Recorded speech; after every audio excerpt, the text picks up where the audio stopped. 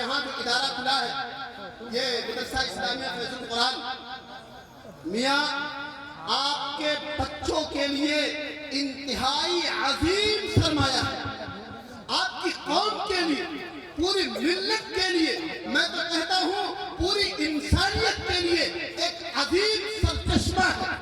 یہ مدارس کیا سکھلاتے ہیں؟ قاری سراج مدنی نے بھی آپ کو بتایا، یہ مدارس یہ علماء دہشت گردی نہیں سکھلاتے، آتنکواد نہیں سکھلاتے ہیں، یہ امن کے پیغامبر ہیں، یہ امن اور اسی طریقے سے شانتی کا پرتیک ہے۔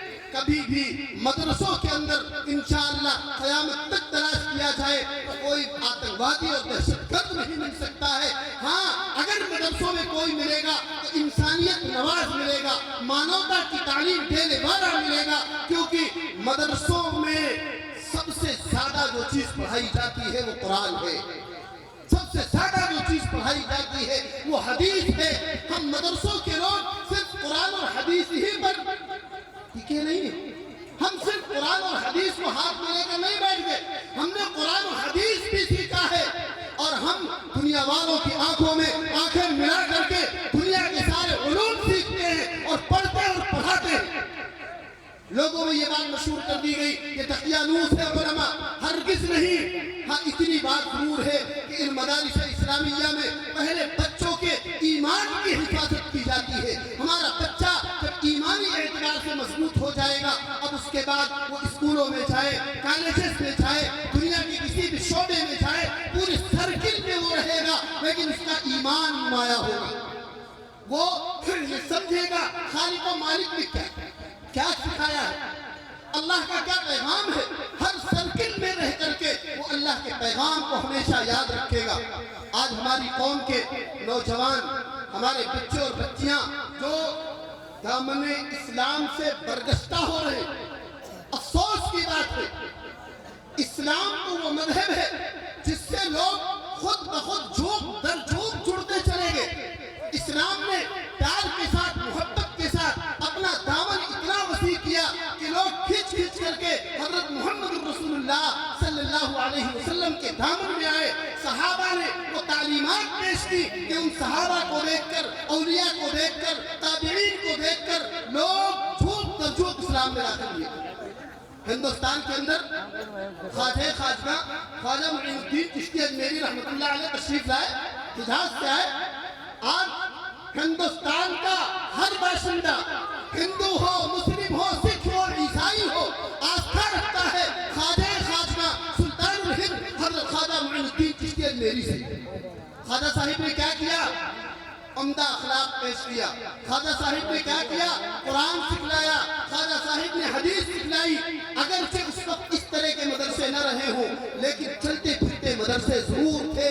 یہ مدرسے آج کے نہیں ہیں، 1400 برس پہلے حضرت محمد رسول اللہ صلی اللہ علیہ وسلم نے ایک مدرسہ قائم کیا تھا جس کا نام ہے مدرسہ صفا، جہاں پر صحابہ کرام حضرت نبی علیہ السلام کے ارشادات و فرمودات کو سنتے تھے، مانوتا کی تعلیم سیکھتے تھے، اور ان بھائیوں کو جو دھرم سے بھٹکے ہوئے تھے، جو انسانیت سے ہٹے ہوئے تھے، ان کو انہوں نے دین کی بات بتائی، سمجھایا، اور سچی بات ان کی سمجھ میں آئی، اور وہ سارے کے سارے مذہب اسلام اور دامن اسلام سے جڑ گئے۔ آج بھی میں کہتا ہوں مسلمانوں تمہاری کمی ہے، قرآن کچھ کہتا ہے، تم اپنے آپ کو کچھ دکھلاتے ہو۔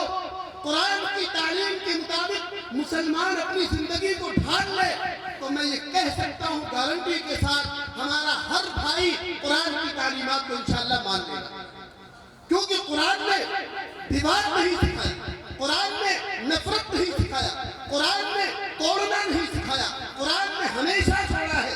قرآن کی تعلیمات کو جس نے بغور پڑھا اور سنا ہے، انشاءاللہ قرآن کی تمام تعلیمات میں محبت اور آشنائی اور ایک دوسرے کے دکھ درد کو سمجھنے کی صلاحیت اس کو ملے گی۔ اس لیے بھائیوں ان مدارس اسلامیہ کی قدر کریں۔ ہمارے درمیان میں ہمارے بہت سارے مہمانان مکرم موجود ہیں، باہر سے علماء تشریف لائے، میں تو علاقے کا ہوں، جامعہ دارالرشاد بنکی آپ کے قریبی کا ایک ادارہ ہے، میں اس سے منسلک ہوں۔ انشاءاللہ اس کے بعد ہمارے حضرت موزین صاحب حضرت مولانا عبدالحمید سید عبدالحمید صاحب قاسمی محتمم جامعہ دارالرشاد بنکی اور نائب صدر جمعیت العلماء بارہ بنکی، اسی طریقے سے حضرت مولانا مفتی سلمان صاحب یہ حضرات بیان فرمائیں گے۔ مفتی سلمان صاحب آپ کے محبوب مقرر ہیں، انشاءاللہ ان کا بیانات سنیں گے۔ میں صرف یہ عرض کرنا چاہتا ہوں کہ بھائی تعلیم ہمارے دھرم کی بنیادی چیز ہے، پہلے اس کو حاصل کرو، اپنے بچوں کو دین سکھاؤ۔ ہم یہ نہیں کہتے کہ اسکولوں میں نہ پڑھو، ہندی پڑھے، انگلش پڑھے، میتھ پڑھے، سنسکرت پڑھے، کیونکہ ساری زبانیں ہماری ہیں، اس لیے کہ یہ ساری زبانیں کس کی پیدا کی ہوئی ہیں؟ قوم کی۔ کس کی پیدا کی ہوئی ہیں؟ اللہ کی۔ وہی ذات اللہ ہے، وہی ذات قوم ہے، اسی کی بنائی ہوئی ساری زبانیں ہیں۔ تو ہم کس زبان سے دشمنی کریں؟ کیا ہم یہ کہیں سنسکرت ہماری نہیں؟ سنسکرت بھی ہماری ہے، ہندی بھی ہماری ہے، انگلش بھی ہماری ہے، اردو بھی ہماری ہے، عربی بھی ہماری ہے۔ ہم ساری زبانوں کو پڑھتے ہیں اور انشاءاللہ پڑھتے رہیں گے۔ اور ہمارے آپ کے آقا حضرت محمد رسول اللہ صلی اللہ علیہ وسلم نے اپنے صحابہ کو اس بات کی تعلیم دی ہے کہ تمام زبانیں سیکھیں اور سیکھ کر کے ان تک مانوتا کا پیغام پہنچائیں۔